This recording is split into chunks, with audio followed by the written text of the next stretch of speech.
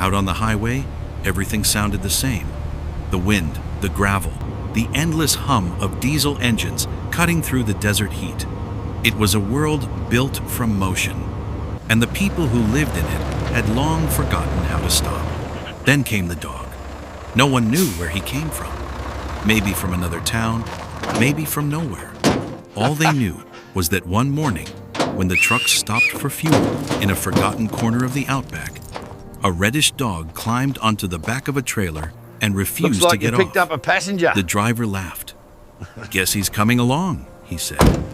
They called him Dusty because that's what he was made of. Dust, heat, and stubbornness. He rode quietly, never barked, never begged. When the truck stopped, he'd hop down, stretch, sniff around the tires, then follow the driver to wherever the road led next. He belonged to no one, but everyone claimed a little piece of him. On the western routes, Dusty rode with Pete, the long-haul driver who talked too much. Pete told him about his daughter in Perth, about the music he used to play in bars, and how the road made him forget the sound of applause. Dusty just listened, head tilted, eyes steady. Sometimes, that was all a man needed. Up north, he rode with Maria, a quiet woman hauling water tanks through country dry enough to crack your hands open.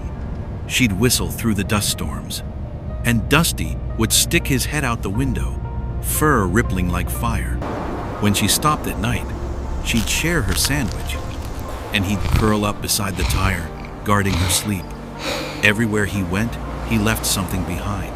A laugh, a story, a reason to wave when a truck passed by. In a world that measured time in kilometers, Dusty was the only thing that slowed people down, officially one of even us. just to smile. One driver made a rule. If you saw Dusty, you had to honk twice. Soon, it spread. Every passing truck gave a double honk, echoing across the plains like a language only the road understood. It became their ritual, a secret handshake of the lonely. Months turned into years. No one kept track of how many routes Dusty rode. Some said dozens, others said hundreds.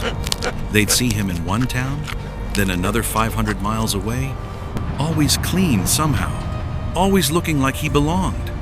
He wasn't a stray anymore. He was one of them. But then came the winter storm. A sudden cold front swept across the region, rain turning the dust into rivers of red mud. Maria's truck broke down on a narrow ridge road. Engine dead, night falling fast. She called for help, nothing but static. Dusty jumped out into the rain. He stood on the road, ears pricked, listening, then began running down the track, disappearing into the dark. They found him the next morning, soaked, muddy, but alive, curled beside another truck stuck further down, his paw resting on the driver's boot. He had led rescuers straight to the stranded vehicle. Maria cried when she saw him. Dusty wagged his tail once, then collapsed into her lap, exhausted. After that night, he became more than a dog. He was a sign. Whenever someone new joined the road, the veterans would say, "If you see Dusty, you're not lost. You're part of something." Years later, when Dusty grew old, his muzzle turning gray and his steps slowing, the drivers noticed he stopped climbing as high. He preferred sitting by the fuel pump, watching the trucks come and go. He'd greet them with a slow wag, then lie back down, eyes half closed in the sun. No one told him to move on. He had earned the right to rest. One summer morning, Pete's truck, the one with the music, stopped at the station again. He got down, expecting to see Dusty trotting up like always. But there was only the empty road. He asked around. The mechanic just pointed to a small mound under the tree by the pumps. On it, someone had placed a truck mirror, polished, bright, and beneath it a collar, faded red with rust. For a moment, no one spoke.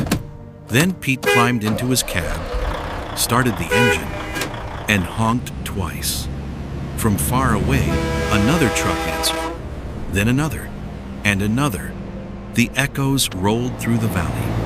carried by wind and memory, until it sounded like every truck in the outback was saying goodbye. They say Dusty rode every road there was to ride, that he connected people who never met and gave the loneliest kind of workers something they didn't expect to find again: a friend. No one owned him, but every driver on that long red highway swore they could still feel him there. In the hum of the tires, the warmth of the engine, the silence between two honks. And sometimes, when the sun sets low and the highway burns orange like fire, you can still see a red shape hello there, running mate. beside the road, Always good to see a keeping friendly pace face. with the trucks, head high, ears to the wind. The dog who never stopped riding.